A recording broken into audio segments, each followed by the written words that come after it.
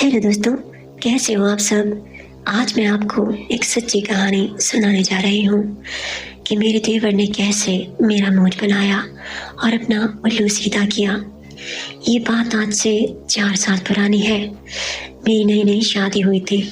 उस वक्त मेरी उम्र 22 साल थी। मेरे शौहर एक कॉल सेंटर में काम करते थे।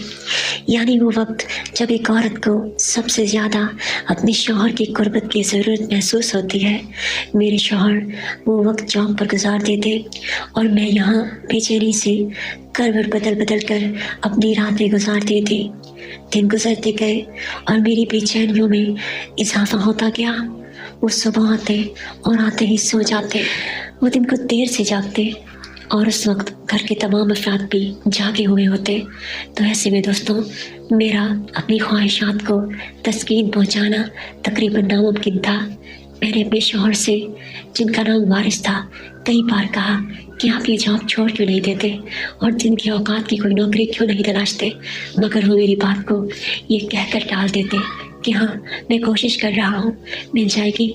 मगर उनकी कोशिश कब रंग लाएगी ये सोच सोच कर लगता था कि मेरी ज़िंदगी थम जाएगी। वक्त का धारा मेरे अंदर की औरत में एक तलातम बर्पा किए हुए था और मुझे पल पल यही खौफ सताया जाता कि क्या मेरी सारी उम्र ऐसे ही अकेले गुजर जाएगी।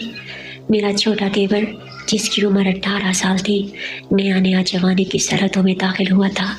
फिर एक दिन, चैनल को सब्सक्राइब करें और वीडियो को लाइक करें और बेल आइकन को ज़रूर क्लिक करें ताकि आपको मेरी हर आने वाली नई वीडियो पर वक्त मिल सके। शुक्रिया। मेरा देवर जो नया नया जवान हुआ था, मुझसे काफ़ी फ्रेंड था, मगर ये दोस्ती बिल्कुल पाक साफ थी।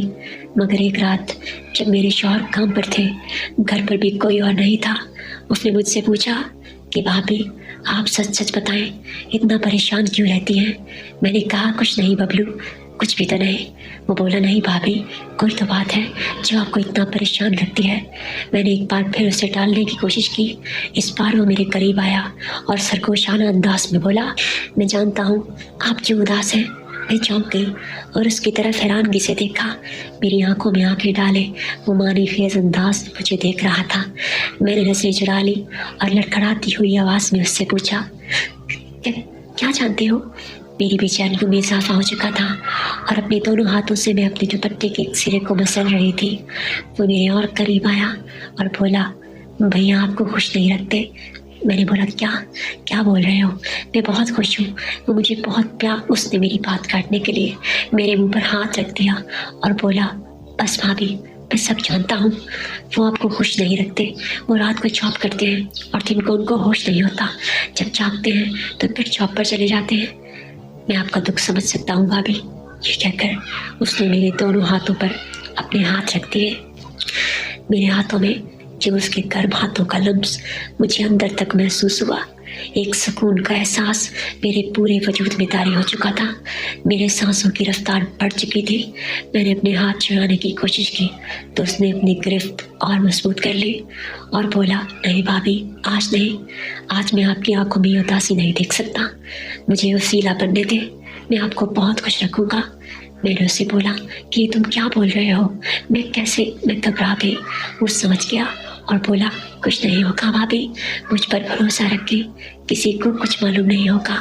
आज मौका भी है, घर पर हम दोनों ही हैं और इससे अच्छा मौका नहीं मिलेगा। सोचे भाभी, घर की बात है, घर में रहेगी। ये कहकर उसने मुझे अपने हिसार में ले लिया। मैंने अपनी आंखें बंद कर ली। फिर उसने मेरे कानों में लपकुशाई की, बस मैं जो करूँ आपने इनकार नहीं करना। उसने इस अंदाज से ये बात कही कि मैं सहरी सदा हो गई।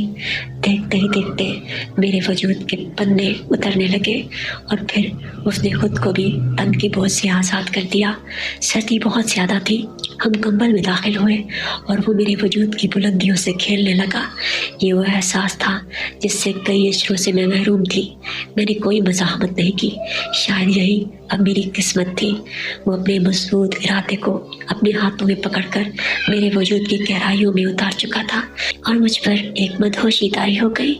हमने इस खेल को देर तक जारी रखा और उस दिन के बाद हम रोज से काम करने लगे।